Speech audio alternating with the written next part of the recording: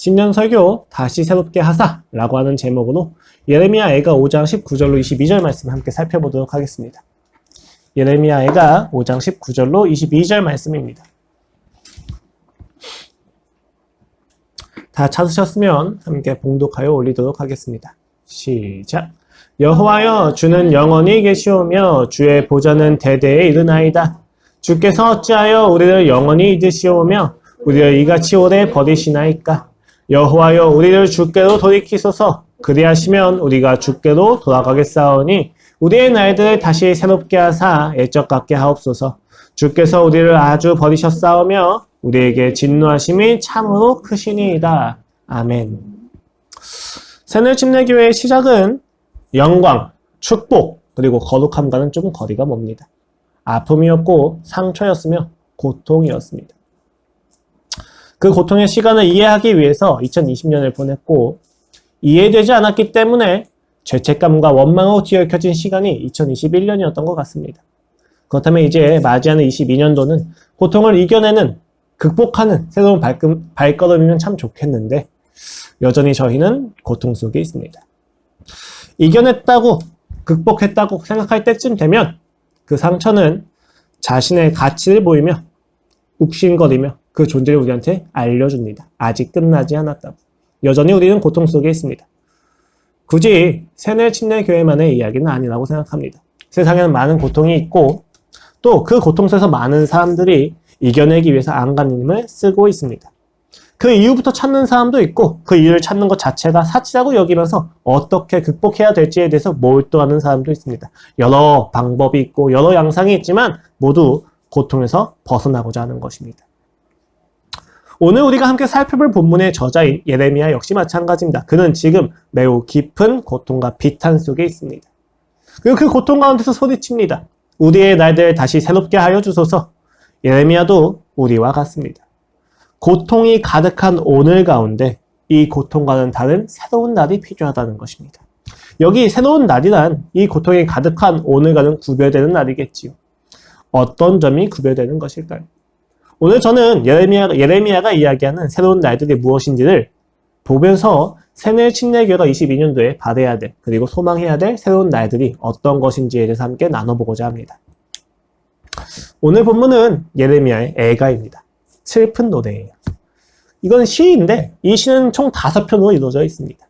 근데 사실 이 구조를 나누기가 좀 어려워요. 왜냐하면 각각의 시가 답관체라고 이야기해서 알파벳 철자를 따다가 시를 만든 거예요. 그러니까 어떤 구조가 있는 게 아니라 알파벳 철자가 기준이 되는 거죠. 그래서 그 구조를 나누기가 굉장히 어렵고, 실제로 애가서를 보시면 아시겠지만 그 장마다 소망하고 절망과 고통이 그냥 막 뒤섞여 섞여 있어요. 어떤 주제가 딱 있다기보다는 그냥 두 가지 주제가 그냥 섞여서 제시되고 있는 것입니다. 다만 양식적으로 오늘 본문 5장은 비탄시라고 불려지는 1에서 4편과는 다르게 기도시로 분류가 되어서 답관체하고는 다른 부분의 영역을 보여주고 있습니다. 이 5장의 부분은 두 가지의 주제가 엮여 있어요. 1에서 18절까지 보시면 지금 겪고 있는 고통이 죄에서 비롯된다는 것을 예레미야가 시인하면서 고통스럽다라는 것을 비탄스럽게 호소합니다. 그 19절로 23절 말씀을 보면 하나님을 향해서 새로운 회복을 간구하며 소망하는 내용입니다. 주여, 내가 이렇게 고통스럽지만 그럼에도 불구하고 주님께서는 주님이시니 우리를 구하여 주시옵소서. 이런 내용인 거죠. 그러면 우리는 이렇게 궁금합니다. 도대체 무엇이 그토록 고통스럽고 그 고통 가운데서 그가 소망하는 새로운 날이 무엇이었을까에 대해서 말입니다. 오늘 예레미야가 고통스러워하는 내용을 좀 이해하기 위해서는, 그리고 그가 원하는 새로운 날이 어떤 내용인지 이해하기 위해서는 조금 그 역사적인 배경을 이해할 필요가 있습니다. 오늘 애가, 즉 슬픔의 시를 비탄에 젖어서 부르는 자는 선지자 예레미야입니다. 예레미야가 가진 이름의 뜻이 무엇입니까? 주님께서 세우신다는 의미예요. 굉장히 역설적이죠. 왜요? 그가 남유다를 향해서 선포한 메시지는 뭐예요? 주께서 무너뜨리신다거든요. 역설적인 의미의 뜻입니다. 그래서 그의 별명이 눈물의 선지자였던 것 같습니다. 잠깐 역사를 봅시다. 다윗의 통일 왕국은 솔로몬이 죽은 후에 여로보암과 르호보암을 통해서 남유다와 북이스라엘로 갈라집니다. 그러나 두 왕국 모두 불신으로 인해서 무너지게 될 수밖에 없었습니다. 먼저 북이스라엘 자체가 아수르에게 멸망을 하죠. 아수르한테 멸망한 후에 남유다만 남게 됐습니다. 이때 근동의 상황은 3파전이었어요. 밑에는 애굽이 있었고 그 위에와 옆에는 아수르와 신바벨론이 점점 부강하고 있었습니다. 이 상황에서 남유다는 자신들이 얼마나 신앙이 좋은가, 얼마나 무력을 많이 가지고 있는가보다 중요한 건 얼마나 외교력이 탁월한가에 있었습니다. 이때 바벨론이 아수르의 수도 니느를 멸망시킵니다. 그래서 그 아수르의 잔당들이 밑으로 내려가게 됩니다. 그것을 보고 이집트가 경각심을 느끼는 거죠. 아수르가 망하면 그 다음은 우리겠구나 라고 생각을 해서 이집트가 아수르의 잔당들하고 힘을 모아가지고 갈그미스에 집결하기 시작합니다. 근데 이집트가 그 갈그미스로 집결하려면 어디에 지나가야 되느냐? 남유다의 무기또라고 하는 지역을 지나가야 돼요. 근데 이 무기또를 지나갈 때 요시야 왕이 그 애굽 왕을 칩니다. 왜냐면 요시야는 종교개혁의 주체잖아요. 그는 하나님의 말씀을 굉장히 소중하게 여겼고 그의 증조 할아버지인 히스기야를 굉장히 존경했습니다. 근데 히스기야 당시에 어떤 예언이 떨어지죠? 너희가 바벨론한테 그 창고를 보여주니까 바벨론한테 이 모든 것이 침략당할 거야 라고 보여줍니다. 그것을 알고 있었기 때문에 사실 요시야는 기본적으로 친바벨론 정책을 펼치고 있었습니다. 그것이 하나님의 뜻이라고 배웠을 것입니다. 그런데 지금 이집트가 올라오는 거예요. 그러니까 요시야 왕의 입장에서 그것을 막아야 되는 거예요. 막기 위해서 무기도로 가지만 요시야 왕은 죽습니다. 그리고 그 죽인 애굽의 왕 바로 느고는 올라가서 갈그미스에서 결국 아수르하고 함께 바벨론과 붙습니다. 누가 이겼을까요? 바벨론이 이깁니다. 바벨론이 이겼지만 갈그미스 지역을 완전 점령한 건 아니었기 때문에 이집트가 병력을 빼면서 자신이 죽인 남유다 왕 요시야죠. 요시야의 국가에 가가지고 거기서 요시야의 아들인 여호아스를 데려갑니다. 그러면서 속국으로 삼는 거예요. 왜요? 바벨론과의 완충지대가 필요한 거예요. 그래서 여호아스를 데려가고 거기다 여호야김을 세웁니다. 그리고 속국으로서 지배하기 시작하는 거죠. 자, 이때부터 남유다는 굉장히 많은 고민이 시작됩니다. 지금은 애굽의 속국이지만 그 바벨론이 부강해지고 있기 때문에 어디에 붙어야 될까에 대해서 굉장히 예민한 시기인 거죠. 근데 이때 여호야김이 결국은 그쵸. 근데 이때 결국에 다시 말씀드릴게요. 그렇게 고민하는 와중에 이집트가 다시 갈그미스로 올라갑니다. 바벨론이 다시 치려고 하는 거죠. 2차 전투가 벌어집니다. 이때도 애굽이 집니다. 바벨론이 이겨요. 그래서 바벨론은 그 완충지대인 남유다의 권리를 뺏어옵니다. 그래서 여호야김을 그대로 두지만 그 밑에 왕궁에 있는 사람들, 왕가의 자식들 다 데려가요. 포로. 이게 1차 포로기입니다. 이때 다니엘과 세 친구가 잡혀갔다고 보여져요. 자, 이 시간부터 굉장히 어려워지는 거예요. 왜냐하면 그 다음에 또 어떤 일이 일어나요?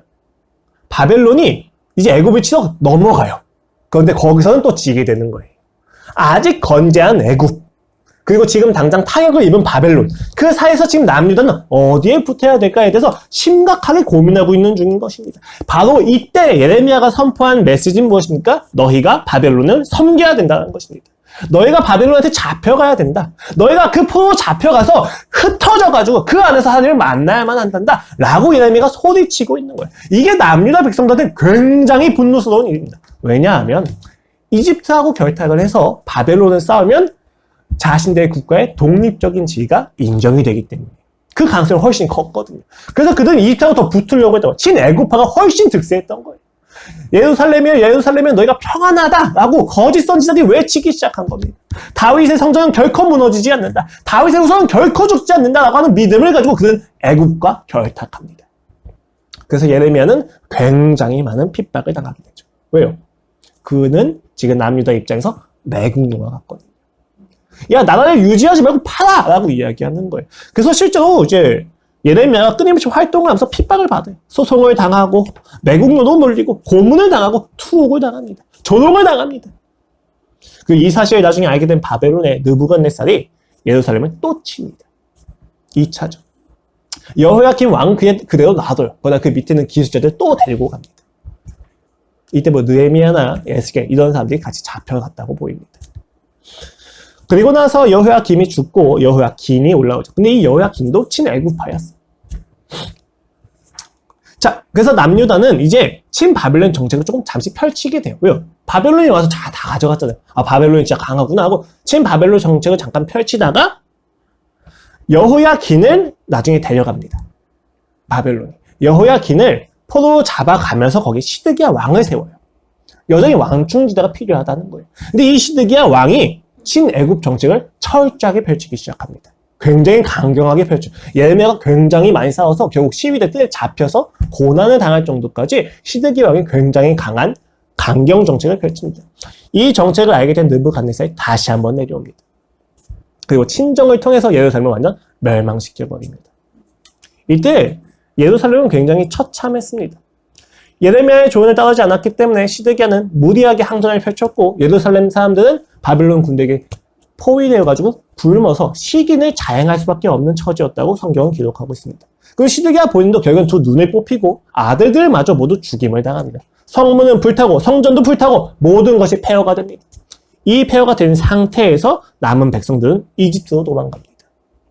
그 예레미야도 전통에 의하면 이집트로 가는 백성들한테 붙잡아서 같이 이집트로 갈 수밖에 없었다고 전해집니다.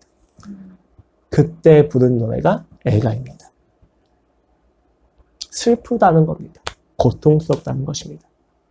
남유다의 멸망을 예언한 선지자가 그곳에서 슬픔의 시를 부르고 있는 것입니다.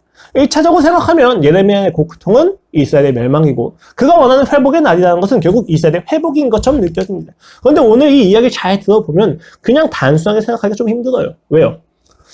멸망한 이스라엘이 그에게 고통이라고 하기에는 그 이스라엘 백성들이 예레미야를 핍박했습니다. 여러분 바벨론이 핍박한 게 아니에요. 예레미야는 조국의 동포들이 핍박을 합니다.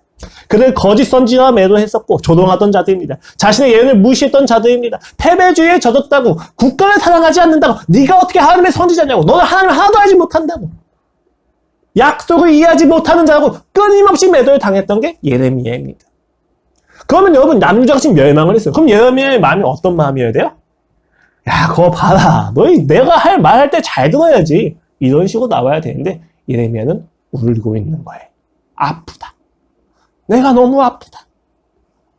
심지어 그는 시위대 뜰에 잡혀 있었을 때 예루살렘을 쳐들어온 침략한 그 바벨론 사령관이 예레미야를 구해줘요. 그리고 이야기합니다. 야 우리가 다 들었어. 알고 있어. 너 우리랑 같이 바벨론 가자. 우리가 너를 선대할게. 그럼 가야 되잖아요. 차라리 바벨론 가서 그냥 멸망을 그냥 보든지요. 근데 예레미야가 거절하고 예루살렘에 남습니다. 그리고 끝내 예루살렘이 멸망한 것을 봅니다. 고통스러워하는 거죠. 이 고통이 이해가 됩니까? 또 회복을 소망하는 것도 이상해요. 그는 굳이 남아서 최후 멸망까지 보고 고통스러웠는데 그가 전하는 선포의 메시지는 70년 이후에 이루어질 메시지입니다. 하나님께서 바벨론을 멸망시키시는 것은 70년 이후에 이루어질 것이다라고 예레미야 25장 12절에서 이미 말한 바 있습니다. 잠깐 볼까요?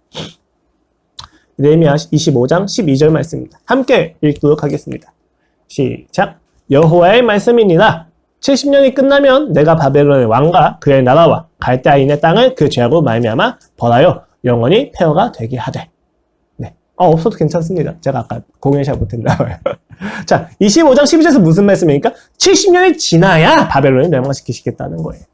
여러분 지금 그러면 예레미야가 이야기하는 회복의 선포가 얼마나 끔찍한지 이해가 되십니까? 스스로는 보지 못하는 때입니다. 지금 이 메시지를 듣고 있는 이스라엘 백성들은 약이 오를 거예요. 자신의 때에 보지도 못하는 메시지. 희망 고문과 같은 거죠. 그런데 그는 회복을 선언하고 있는 겁니다. 얼마나 많은 분노가 일어났을까요? 실제로 유대 전통에 의하면 예레미야는 이집트로 끌려가면서 결국 그를 매국노 취급했는 유대인 동포들한테 죽임을 당했다고 이야기가 전해집니다. 그의 고통을 단순히 이스라엘의 멸망이라고 하기에는 그의 정체성은 사실 단순히 유대인, 민족주의자는 구별이 되고 있습니다. 하나님의 선지자로서 그는 유대인들한테 멸망을 예언했던 자들이죠. 또 그가 소망하는 새롭게 되는 날을 이스라엘의 회복으로만 이해하기에는 그 회복은 그의 당시에는 결코 이루어질 수 없는 내용으로 보여집니다. 이러한 이해 아래서 우리는 조금 더 깊이 그가 겪은 고통과 새로운 날에 대한 소망을 조금 살펴볼 필요가 있다는 것입니다. 먼저 예레미야가 소망하는 새로운 날은 어떤 날입니까? 21절 말씀입니다. 여호와여 우리를 주께로 돌이키소서. 그리하시면 우리가 주께로 돌아가겠사오니 우리의 날들을 다시 새롭게 하사 옛적 같게 하옵소서. 오늘 본문에서 예레미야의 호소는 부연 설명이 정확히 붙죠. 뭐라고 붙습니까? 다시와 옛적 같게 라고 하는 부사 구가 붙습니다. 즉 지금 예레미야가 구하는 새로운 날이란 이전에는 경험해보지 못한 무언가가 아니에요. 이전에도 경험했던 무언가를 원하는 것입니다. 만약 그가 원하는 새로운 날이 이전에는 경험해보지 못한 날이었다면 그 새로운 날은 예수 그리스도가 재림하셔서 모든 것이 완전하게 회복되는 날이었을 거예요. 근데 지금 그가 원하는 것은 이전에 경험해보지 못한 날이 아니라 옛적 각계, 다시라고 이야기하면서 그들이 이전에 경험했었던 무언가를 희망하면서 그렇게 되기를 소망하고 있다는 것입니다. 그가 원하는 새로운 날이란 예전에 있었던 어떤 공통적인 무언가가 있었다는 거예요. 그럼 이 옛적 각계라고 얘기했을 때 그 예전이 어떤 것인가라고 생각하면 간단하게는 다윗 왕국을 생각할 수 있어요. 다윗 왕족. 황금기죠. 그렇죠? 그런데 사실 성경을 정확히 보면 이 옛적이라고 하는 표현과 함께 굉장히 다양한 시기가 표현이 되어지는데 시편 같은 경우는 55편 19절에서는 창조의 시기를 나타내고 출애굽기 44장 11절 말씀에서 출애굽하는 그 시기를 옛적이라고 표현하기도 합니다. 또 느헤미야 12장 46절에서는 다윗 왕조를 이야기하기도 하죠.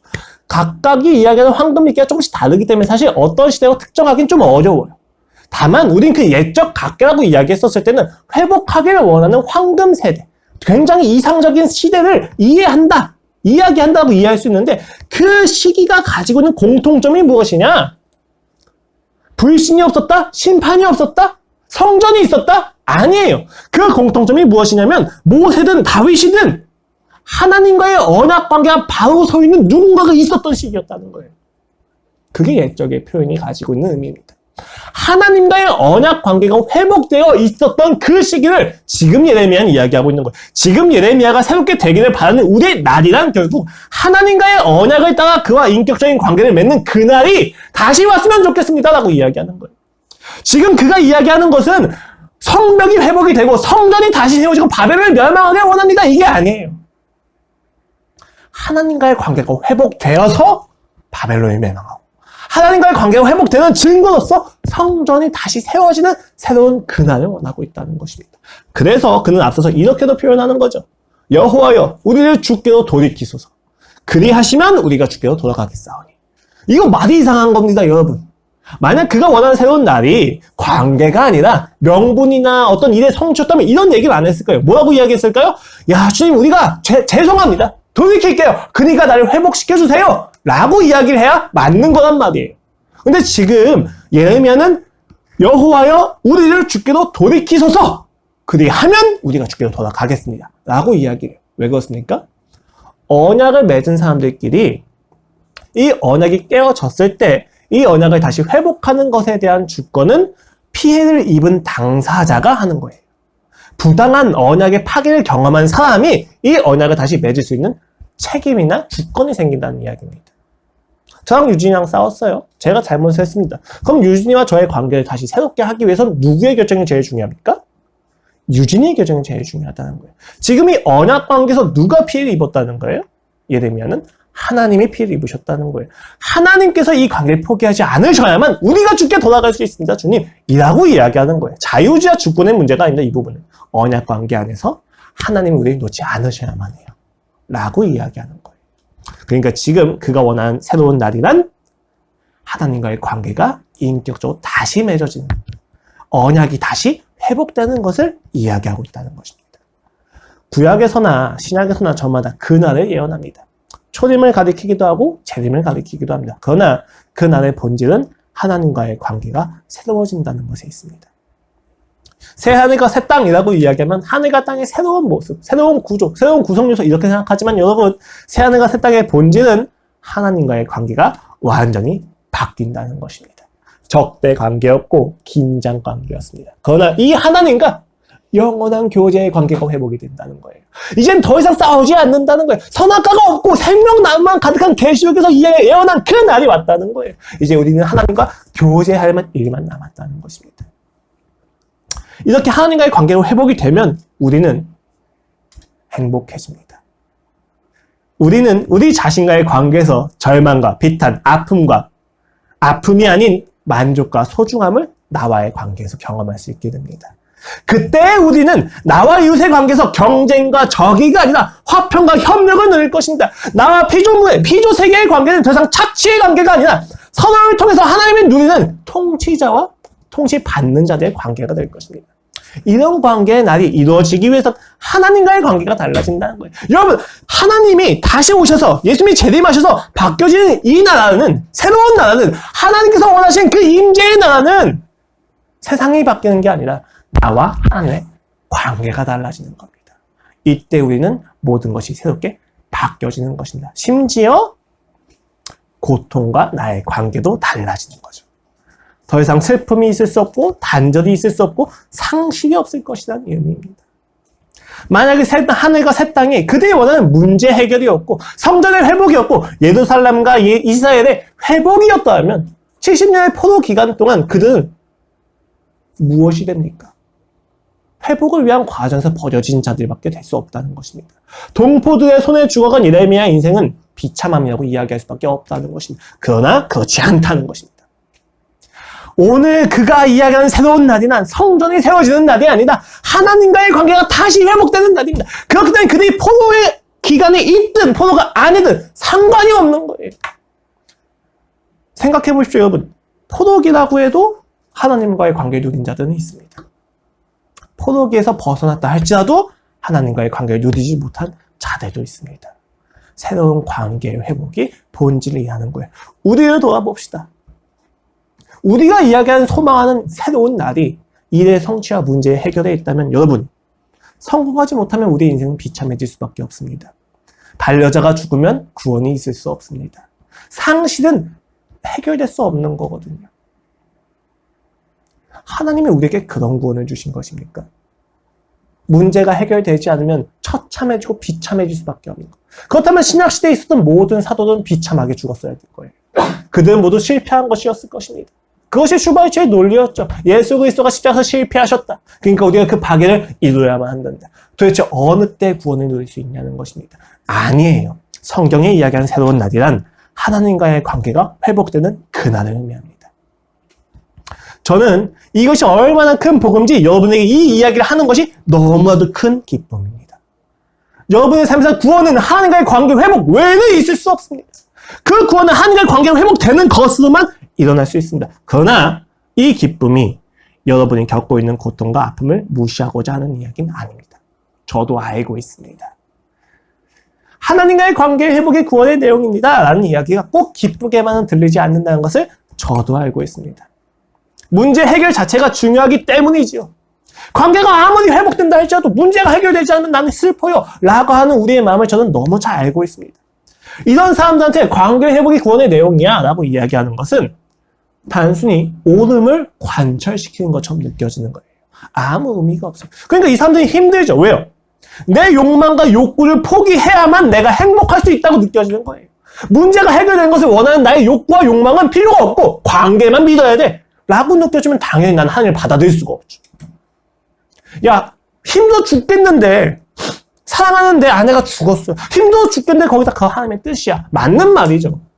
틀린 말 아니에요. 그런데 그게 정말로 그 사람한테 위로가 될 수 있겠습니까? 될 수 없을 거예요. 왜요?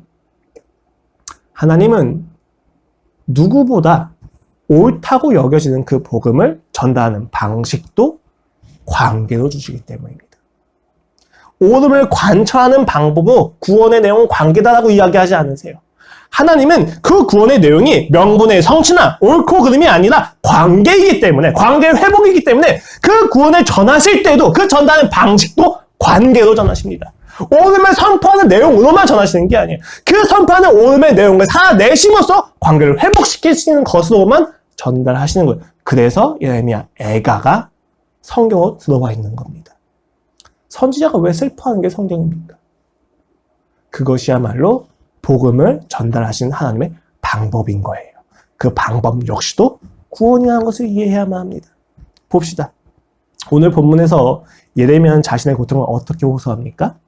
주께서 어찌하여 우리를 영원히 잊으시오며 우리를 이같이 오래 버리시나이까? 질문하고 있는데 답을 받아주는 질문은 아니에요. 주님, 지금 내가 영원히 잊힌당한 것 같습니다. 주님, 내가 영원히 지금 오랫동안 버려진 당한 것 같습니까? 이러면 안 되잖아요! 라고 이야기하는 거예요. 근데 지금 여기 포인트가 뭐냐? 우리입니다. 예레미야는 버림당하지 않았습니다. 예레미야 하나님과의 관계가 끈끈했죠. 지금 버림당하고 멸망당하는 건 이스라엘 백성입니다. 예레미야를 무시했던 자들, 예레미야를 조롱했던 자들. 근데 지금 예레미야가 뭐라고 이야기해요? 우리라고 이야기합니다. 묶어서 이야기한 거예요. 지금 예레미야는 예루살렘의 멸망을 자기가 동일시하고 있다는 것입니다. 그가 원하는 새로운 날이 만약 명분의 성취고 오름의 관철이었다면 아파할 필요가 없죠. 야, 잘됐다. 야, 너희 잘된 거야. 빨리 멸망하고 빨리 우리 회복하자 라고 이야기를 해야죠. 야, 하나님이 무너뜨리신 건 너희의 자아야. 너희의 죄가 무너진 거야. 그러니까 죄가 무너진 건 기쁘지 축복이다. 좋아하자. 이렇게 이야기해야 되는 게 선지자 아닙니까? 근데 예레미야가 어떻게 하고 있어요? 울고 있어요. 3장 1절 말씀입니다. 여호와의 분노의 매로 말미암아 고난 당한 자는 나로다. 나를 이끌어 어둠 안에서 걸어가게 하시고 빛 안에서 걸어가지 못하게 하셨으며 종일토록 손을 들어 자주자를 나를 치시는도다. 17절로 18절 말씀도 함께 읽도록 하겠습니다. 주께서 내 심령이 평강에서 멀리 떠나게 하시니 내가 복을 내어버렸으며 스스로 이르기를 나의 힘과 여기까지. 네. 소망이 끊어졌대요. 선지자가. 하나님의 사람이 뭐라고 이야기합니까? 이게 더 이상 나는 하나님께 소망이 없습니다. 라고 이야기를 하고 있다는 거예요. 이해할 수 없는 겁니다. 자기가 멸망당한 게 아닌데 자기가 예언한 대로 이스라엘 백성이 멸망당하고 있는 건데 왜 자신의 소망이 끊어졌다고 이야기합니까? 왜 고난당한 것이 자신이라고 이야기합니까? 이게 굉장히 중요하다는 거예요. 여러분, 때도 아니요. 매우 자주 그리스도인들은 가장 위로를 못하는 사람들이기도 합니다. 그리스도인이 제가 봐도 무섭고 저도 제가 했던 잘못된 위로의 방식들이 참 수치스럽고 부끄럽습니다. 절망하는 자들한테 이야기하죠. 야, 하나님의 뜻이야. 소망을 가지자. 넘어진 자들한테 이야기합니다. 자, 믿음으로 일어나자. 야, 우리가 상처받는 것은 다 우리의 자아를 무너뜨리신 하나님의 은혜야. 맞는 말이에요. 야, 너한테 지금 필요한 건 복음이야. 우리 하나님 믿자. 교회 가자. 예배 드리자. 맞는 말입니다. 예배만 생명이에요. 예배가 아니면 우리가 어떻게 회복할 수 있겠습니까? 이 모든 고통에 어떤 해답이 있겠습니까? 하나님이 아니면 해답이 없어요. 그런데 이 맞는 말이 꼭 맞는 말은 아니에요. 왜요? 여러분, 여기서 수원에 있는 저희 집까지 방향을 보면 이렇게 쭉 가면 돼요. 맞는 말이죠. 그럼 쭉 가면 갈 수 있습니까? 아니죠. 길을 따라가야 돼요. 대중교통을 타야 돼요. 차를 운전해야 돼요. 고속도로를 건너가야 되죠. 맞는 말이지만 실행이 되지 않는다는 얘기예요. 그리스도인이 진리를 알고 있고 그리스도인이 답을 알고 있는 건 맞습니다. 근데 이 답을 어떻게 전달해야 되는지에 대해서도 우리는 예수님을 봐야만 한다는 거예요. 여러분, 위로는 그리고 용기는 그리고 믿음은 가르쳐서 되는 게 아닙니다. 선포한다고 되는 게 아니에요. 그렇게 되는 거면 예수님이 십자가 안 지셨죠. 가르치고 강요하고 선포하고 그냥 가셨겠죠. 근데 왜 예수님이 십자가 지세요? 가르치고 선포하고 그 내용을 따라 살아가시면서 그 내용을 자신이 대신하셨다는 것을 보여줬을 때 우리가 비로소 위로받는 거예요. 어느 때? 예수님을 만나면 용기가 생깁니다. 여러분, 용기, 위로, 믿음은 만남에서 확산되는 거예요. 함께하는 것을 통해서 이해가 되는 거예요.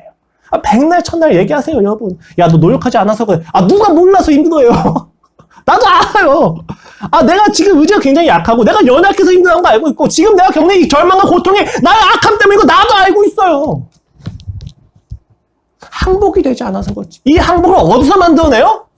예수님이 독사의 자식들아 라고 했을 때 그래서 야, 내가 독사의 자식들아 죄송합니다 라고 얘기했어요? 아니요. 그리 어디서 항복합니까? 그리스도가 스스로 십자가에 지고 죽으셨을 때 그때 비로소 항복을 하는 거예요. 신자가 이것을 착각한다는 거예요. 우리가 받은 구원의 내용이 관계 회복이라면 우리는 그 구원을 전하는 방식도 관계적이어야 돼요. 사랑이어야 돼요.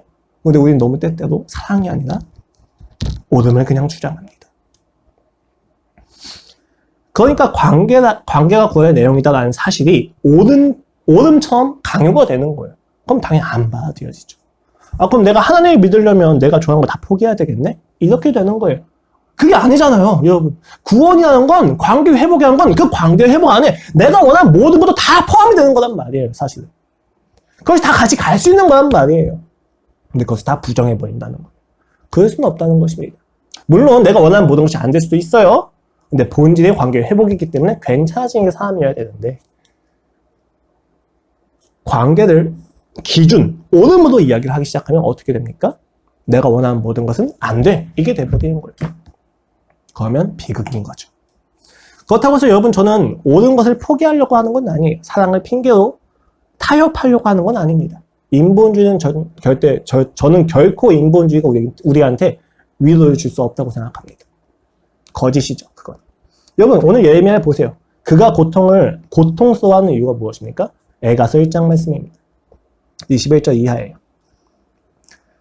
그들이 내가 탄식하는 것을 들었으나 나를 위로하는 자가 없으며 나의 모든 원수들은 내가 재난당한 것을 듣고 주께서 이렇게 행하신 것을 기뻐하나이다. 그러나 주께서 그 선포하신 나를 이르게 하셔서 그들이 나와 같이 되게 하소서. 같이 읽을게요. 시작. 그들의 모든 악을 주 앞에 가지고 오게 하시고 나의 모든 죄악들로 말미암아 내게 행하신 것 같이 그들에게 행하옵소서. 나의 탄식이 많고 나의 마음이 병들었나이다. 이런 표현은 에고서 곳곳에 있어요. 예레미야는 단 한순간도 예루살렘의 멸망이 죄 때문이다를 부정하지 않아요. 야, 너희 멸망한 거 죄 때문이야 라고 정확히 알고 있습니다. 야, 죄를 없애서 우리가 사랑하자 이런 이야기는 절대 하지 않아요. 그는 타협하지 않습니다. 우리도 타협할 수는 없죠. 여러분, 우리가 겪는 모든 고통의 이유는 무엇입니까? 죄입니다. 저는 이것을 타협할 생각은 없습니다. 여러분이 느끼는 모든 아픔의 이유는 죄입니다. 단순히 여러분이 겪는 고통이 너의 죄 때문이야 라는 이야기는 아니에요. 인류가 지은 그 죄의 뒤틀림 속에서 우리는 그 죄의 결과로서 고통을 느끼고 있다는 거죠. 병을 생각해 보세요, 여러분. 호흡기 질환 중에 가장 높은 사망률을 자랑하는 게 폐렴이에요. 그렇죠? 폐렴은 여러분 1차적으로 누구의 잘못이에요? 운동을 안 하고 식단 관리를 하지 않은 나의 책임이죠. 그럼 여러분 이거 나의 책임만 이야기는 할 수는 없어요. 왜요? 식단 관리 할 수 없을 만큼 가난한 집안이에요. 식단 관리 할 수 없을 만큼 면역력 관리를 할 수 없을 만큼 굉장히 오염된 환경 오염의 지역에서 살고 있어요. 이건 내 죄 때문만은 아니잖아요. 그런데 병은 동일하게 나타난다는 거예요. 이게 죄랑 똑같아요, 여러분. 내가 지은 죄가 아닌데 우리는 그 고통을 감내를 해야 돼요. 우리는 이렇게 생각해요. 신화예요. 소망이에요. 오해예요. 뭐예요? 내가 지은 죄가 아니면 난 당할 필요가 없어. 완전 오해예요. 내가 지은 죄가 아니더라도 우리는 그 죄의 결과를 다 감당을 할 수밖에 없어요, 여러분. 우리는 마치 개인에 대한 신화가 있어서 개인과 집단이 딱 나눠져 있다고 생각을 해요. 불가능합니다. 그런 세계는 없습니다. 여러분 정말 그렇게 생각을 하신다면 노예 해방을 통해서 얻어진 혜택들 왜 누리고 계세요? 민주주의가 성립된 것에 대한 혜택을 왜 우리는 누리고 있습니까? 여러분이 잘나서요? 뭔가 전도 기여를 했습니까? 노예 해방에? 저 아브라함 링컨 잘 몰라요. 그렇죠? 윌리엄 윌버포스 누군지 몰라요. 그 사람한테 후원한 적도 없고 헌금한 적도 없습니다. 근데 왜 난 노예 해방의 혜택을 누리고 있습니까?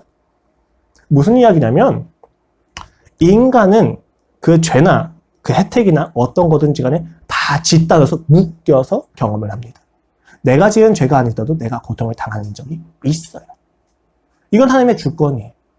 이건 무엇으로도 표현할 수가 없습니다. 여러분 생각해 보십시오. 이 땅에 이 시대의 관계를 맺고 살아가는 것이 여러분의 선택에 따라 되었습니까? 한국에서 누가 선택해서 태어났습니까? 여러분이 아프리카에서 태어나지 않은 것에 대한 은혜는 누구한테 고백합니까? 우린 그런 거 고백 안 하거든요. 여러분 진짜 아프리카에서 태어나지 않은 게 감사합니까? 윤리적으로 도덕적으로 감사합니다라고 이야기하는데 그거에 대해서 진짜 감격이 되십니까? 그렇지는 않을걸요? 근데 우리는 이상하게 죄, 고통에 대해서는 더 민감하게 반응을 해요. 나는 내가 지은 죄가 아닌데 왜 내가 고통을 당해? 라고 이야기를 하는 거예요. 거짓말이에요. 신화예요. 기만이에요. 인간은 그 죄의 강압 속에 다 엮여 있어요.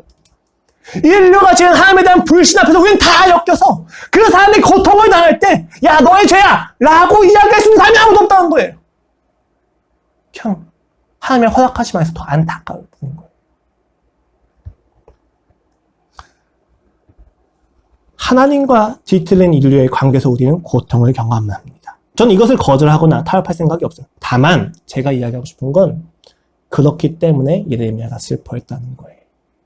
그렇기 때문에 예레미야는 고통스러울 수밖에 없었다는 거예요. 마치 예수님이 그러실 수밖에 없었던 것처럼. 예수님 하나님이잖아요. 성전 무너지는 거 보고 야 무너질 거야. 너희 회개했어야 되는데 이렇게 이야기하셔야 되는데 어떻게 이야기하세요? 예루살렘이요. 하면서 웃어요. 이게 구원을 전달하는 하나님의 방식이었다는 거예요.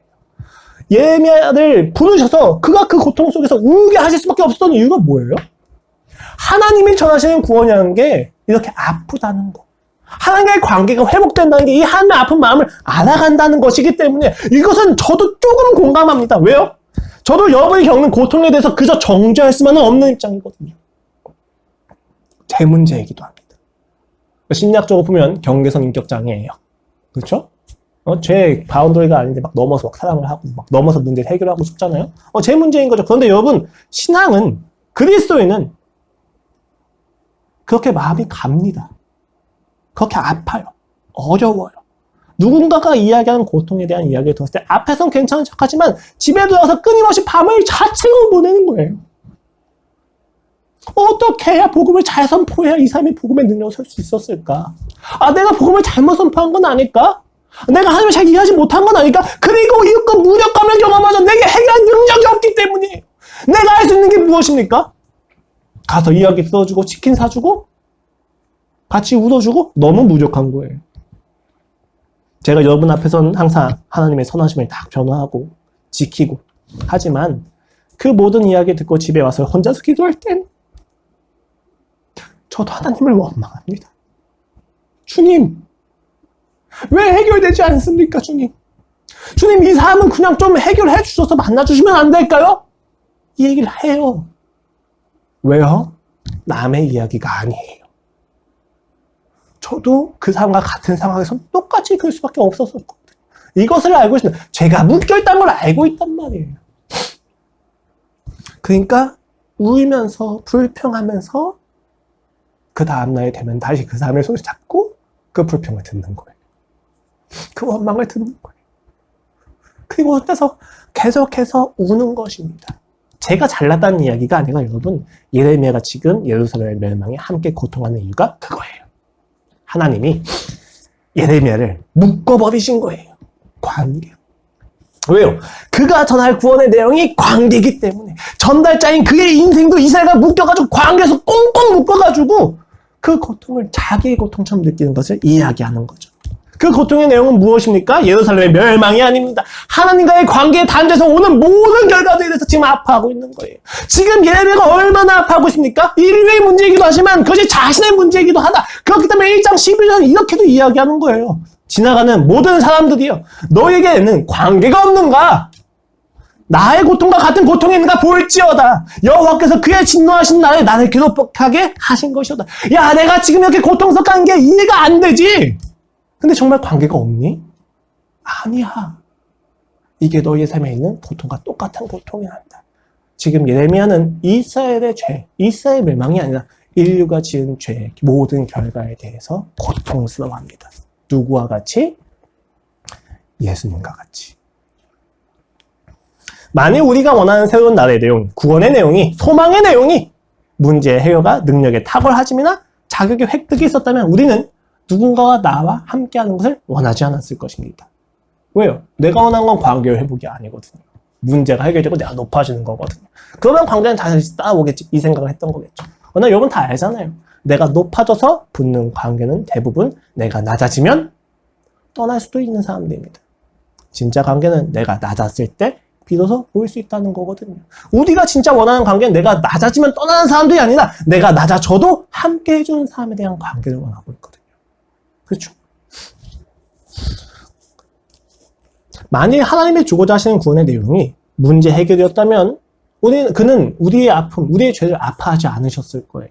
죽이든지 통제하든지 둘 중에 하나 나오겠죠. 그런데 하나님이 어떻게 하셨습니까? 우리를 죽이지도 않으셨습니다. 그렇다고 우리를 통제하지도 않으셨습니다. 자신의 독생자를 죽음으로 내모십니다. 오름을 포기하지 않으셨고 사랑을 포기하지 않으셨습니다. 그리고 자신의 죽음으로 모든 것을 이루십니다. 왜요? 그가 우리에게 주고자 하시는 관계가 구원이기 때문에. 그는 우리와 자기 자신을 하나로 묶으셔가지고 자신의 죽음으로 자기를 구원하신 것과 같은 거예요. 그가 우리를 묶으셨다는 사실을 정확히 기억하셔야 돼요. 이것이 바로 예레미야 애가가 성경을 기록된 이유입니다.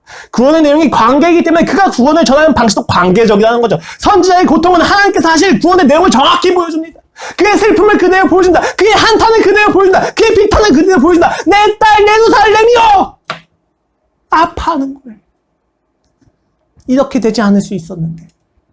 그러나 그 관계의 회복을 위해서라면 우리가 이것을 감당하자.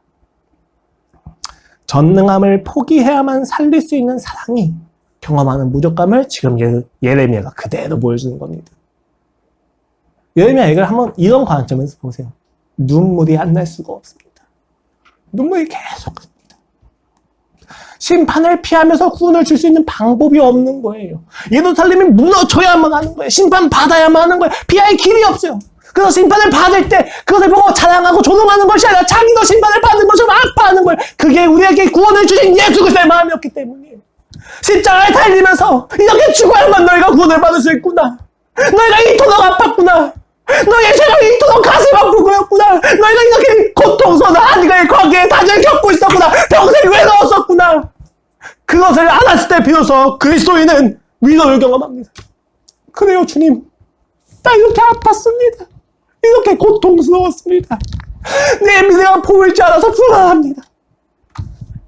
그 사실을 우리가 알게 되는 거예요. 그리스도의 십자가 앞에서. 그래서 그 구원의 방식이 곧 구원이 되는 것입니다. 그러니까 여러분이 구할 구원의 내용, 새로운 날의 내용이 하나님과의 관계라는 사실에 너무 좌절하지 말아요. 받아들여지지 않으시면 원망하세요. 불평하세요. 싸우세요. 그렇게 해야만 합니다. 괜찮은 척하고 신앙생활 할 수가 없잖아요. 내가 감사가 안 되면 어떡해. 내가 하나님과의 관계가 만족이 되지 않고 문제가 해결되는 걸 원하고 어떡해요. 그냥 문제 해결을 계속 기도하세요. 그게 관계예요. 하나님이 오히려 그걸 원하신단 말입니다. 물론 의지적으로 올라오는 불평과 원망에 대해서 거부하도록 노력하게 하실 때는 있어요. 그렇죠? 근데 이거는 어디까지 한 시작이 된 이후입니다. 하나님이 나의 아버지 정확히 확신하게 되면 이때부터는 우리가 올라오는 기만을 적대할 필요가 있어요. 분별할 필요가 있거든요. 근데 그게 아니라면 여러분, 그 구원의 내용이 관계라는 사실에 그것을 가지고 하나님과 싸우세요.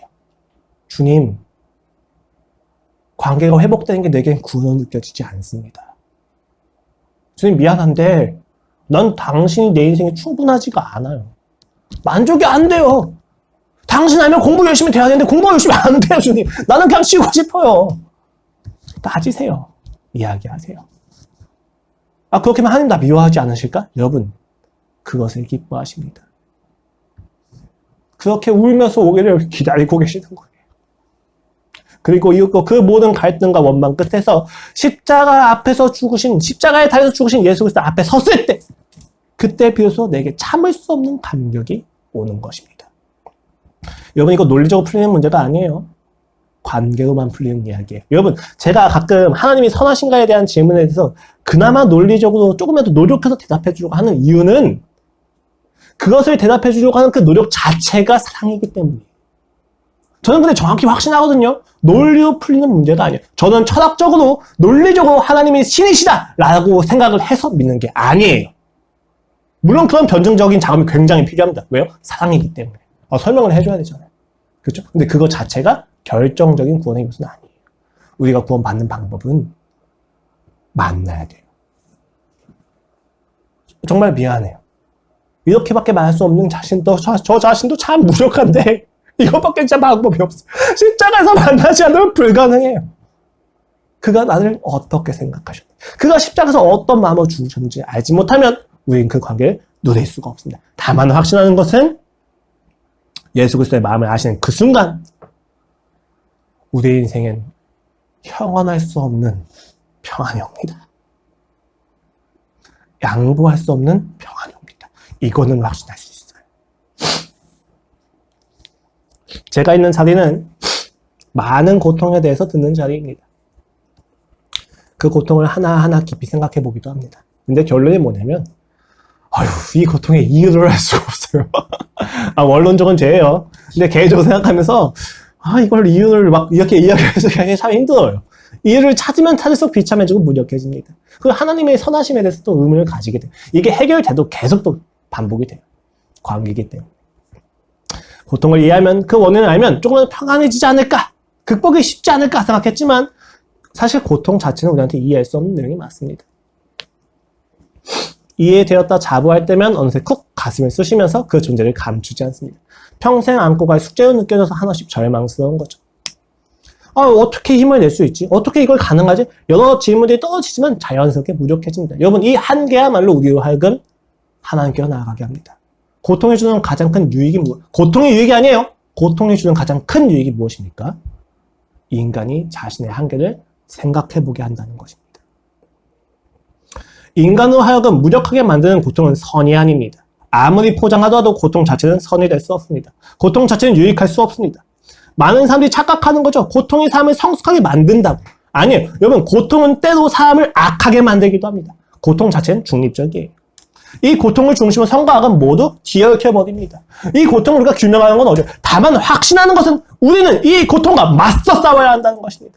우리는 이 고통을 마주해야만 한다는 것입니다. 우리는 이 고통을 피할 수가 없다는 것입니다. 내가 아무리 나의 아내를 사랑한다 할지라도 이 아내는 언젠가 죽을 거예요. 우리는 누구나 상실을 경험하게 된다. 우리는 누구나 고통을 경험하게 된다. 우리는 고통을 피할 수 없는 인생 속에 살고 있어요. 고통을 해결한 것은 구원의 내용이 될 수 없습니다. 이 고통을 어떻게 해석하고 반응하느냐에 따라서 우리는 성숙해질 수 있습니다. 혹은 악해질 수도 있는 거죠. 그렇기 때문에 우리는 이 고통을 마주할 때 용기, 믿음이 필요해요. 왜요? 이게 굉장히 좀 폭력적인 말이기도 하거든요. 고통 앞에서 절망하는 사람들 용기를 말하는 게 좀 어려운 이야기예요. 당장 힘들어 죽겠는데, 그렇죠? 그럼에도 불구하고 우리가 용기를 가지게 하기 위해서 용기를 이야기해야만 합니다. 문제는 용기를 가져야 된다는 것이 문제가 아니라 용기를 전달하는 방법에 대한 수정인 거죠. 그럼에도 불구하고 우리는 계속해서 용기를 가져야만 합니다. 왜 그렇습니까? 용기가 그리고 믿음이 우리가 마주하는 고통을 조금 덜 아프게 해주기 때문입니다. 우리가 마주하는 고통을 해석할 수 있게 하는 힘은 용기와 믿음 안에서만 올 수 있기 때문입니다. 근데 이 용기와 믿음이 어디서 올 수 있습니까? 세상에서도 올 수 있긴 해요. 부분적으로 여러분. 일반 은총 안에서. 여러분, 이 용기와 믿음은 오로지 예수 그리스도의 십자가에서만 옵니다.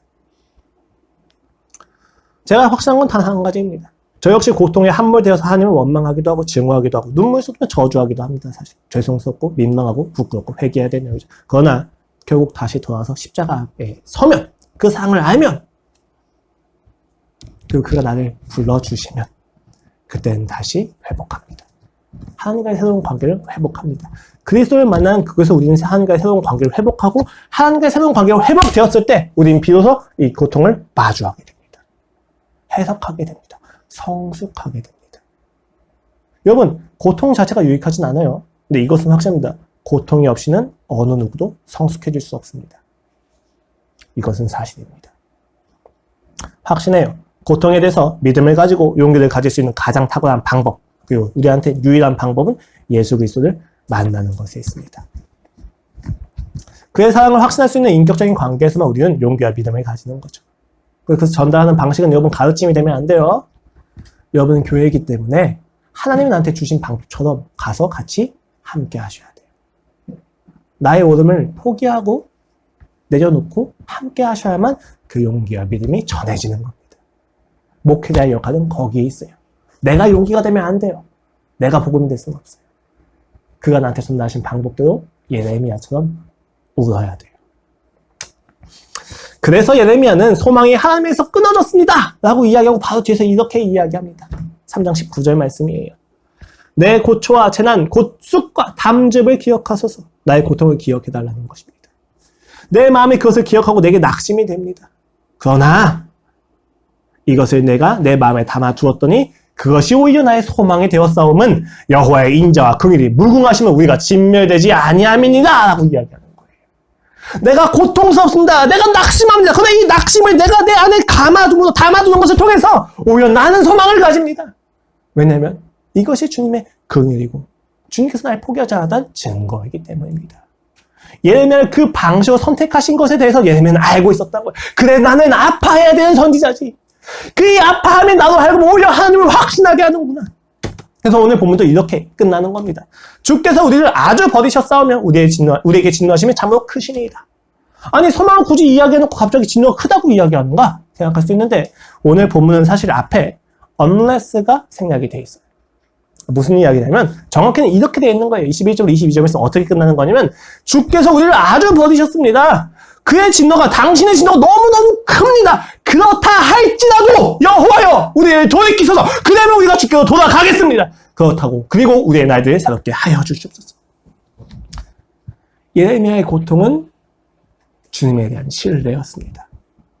주여 당신이 나를 버리시고 그 진노가 너무 크다는 것을 압니다. 그럼에도 불구하고 당신이 우리를 버리지 못한다는 것을 나는 알고 있습니다. 나는 믿습니다. 우리를 돌이켜 주소서. 그럼 돌아가겠습니다. 그럼 우리는 새로움을 경험할 것입니다. 하나님께서 우리의 날을 반드시 새롭게 하실 겁니다. 우리와 하나님의 관계를 새롭게 하실 것입니다. 그리고 우리와 고통의 관계를 새롭게 하실 겁니다. 계시록 21장 1절로 5절 말씀입니다. 저희 새는 침례교회를 세웠던 말씀입니다. 또 내가 새 하늘과 새 땅을 보니 처음 하늘과 처음 땅이 없어졌고 바다도 다시 있지 않더라. 또 내가 봄에 거룩한 성 새 예루살렘이 하나님께로부터 하늘에서 내려오니 그 준비한 것이 신부가 남편을 위하여 단장한 것 같더라. 내가 들으니 보좌에서 큰 음성이 나서 이르되 보라 하나님의 장막이 사람들과 함께 있으며 하나님이 그들과 함께 계시리니 그들은 하나님의 백성이 되고 하나님은 친히 그들과 함께 계셔서 4절 말씀 함께 읽도록 하겠습니다. 모든 눈물을 그 눈에서 닦아주시리니 다시는 애통하는 것이나 곡하는 것이나 아픈 것이 다시 있지 아니하리니 처음 것들이 다 지나갔음이로다. 보좌에 앉으신 이가 이르시되 보라 내가 만물을 새롭게 하노라 하시고 또 이르시되 이 말은 신실하고 참되니 기록하라 하시고 그가 만물을 새롭게 하시는 방법은 관계를 새롭게 하시는 겁니다. 이 땅에서 관계가 새롭게 될 때마다 용기와 믿음을 가지는 것은 여러분 그 날에 마지막 날에 결국은 모든 눈물이 사라지고 사망이 없어지고 애통하는 것과 고통하는 것과 아픈 것이 다 사라질 것을 여기서 누리기 때문입니다. 그와의 관계가 회복되는 곳에서. 교회는 그 관계를 보여주는 곳입니다. 새늘 침례교회가 전하는 새로움은 세상의 기대는 높아지는 것, 이전까지 보지 못했던 어떤 거가 아니에요. 하나님이 매 순간 보여주셨던 거, 함께하는 것입니다. 우리가 알고 있는 복음을 전달하는 방식이 무엇입니까? 그 관계가 새로움이 구원의 내용이기 때문에 우리 역시도 전달하는 방식으로서 같이 가서 울어주고 함께 해주고 뒤엉켜서 울고 불고 구르고 뒤집고 함께 해주는 겁니다. 여러분 이게 그 막 상대한테 막 욕하지 말라는 이야기가 아니에요. 때로는 가서 욕도 하세요. 우리도 사람이잖아요. 너무 하늘 막 못 받아들이면 야 왜 하늘 못 받아들여 하고 막 욕할 수도 있어요. 문제는 욕을 하면서 그럼에도 뒹굴란 말이에요. 함께 해주는 말이에요. 가끔은 같이 욕을 해야만 위로가 될 때도 있어요. 가끔은 뼈 아프게 정확히 이야기를 해야만 해결이 될 때도 있어요. 어찌 되었든지 간에 중요한 건 함께 하라는 이야기입니다. 많은 커뮤니티를 보면은 댓글을 이야기하는 것에 논리적으로 반박하는 것들을 봐요. 하나님에 대해서 저는 굉장히 필요한 작업이라고 생각합니다. 그러나 여러분 우리가 기억할 것은 그 맞는 대답을 하면서 그와 함께 해줄 것이 아니면 정말로 진지하게 생각을 해봐야만 합니다. 기독교는 오름을 관철시키는 종교가 아니라 기독교는 생명을 함께하는 진리이기 때문입니다. 하나님이 여러분을 그렇게 부르셨다는 것, 그리고 여러분이 그렇게 나 자신의 오름을 죽여가면서까지도 함께 하실 수밖에 없는 이유가 하나님과 여러분의 관계가 그리스도의 죽음과 부활로 새롭게 되었기 때문이라는 것을 아시길 바랍니다. 시작된 2022년 새는 침례교회의 모든 지체 여러분이 하나님과의 관계가 더욱 새로워지길 소망합니다. 기도하겠습니다. 하나님 아버지, 많이 아픕니다. 해결되지 않는 고통과 고민이 있습니다. 이상하게 다 해결됐다고 생각하는 그 순간에도 해결이 되지 않습니다. 주님, 우리가 해결에 초점을 잡지 말고 하나님에게 초점을 잡게 하여 주시옵소서. 우리가 하나님께 나아가게 하여 주시옵소서. 하나님을 더 보고 싶고 더 알고 싶습니다. 하나님의 생명을 더 깊이 누리고 싶습니다. 근데 안 되는 거 어떻게 합니까, 주님? 조금만 더 도와주세요. 나 안 되는 거 아시잖아요. 저 불가능한 거 아시잖아요. 제가 하나님을 믿을 수 없는 존재인 거 아시잖아요. 그러니까 은혜를 주시옵소서. 만나 주시옵소서. 주님 믿습니다. 고통을 통해서든 평안함을 통해서든 성공을 통해서든 실패를 통해서든 주님께서 우리에게 주신 구원의 내용은 관계의 회복입니다. 만나 주시는 겁니다. 우리의 창조하셨던 그 목적을 포기하지 않으시는 하나님을 만남으로 우리가 일어서게 하여 주시옵소서. 새롭게 되게 하여 주시옵소서. 믿습니다, 주님. 감사합니다, 주님. 예수 그리스도의 이름으로 기도드렸습니다. 아멘.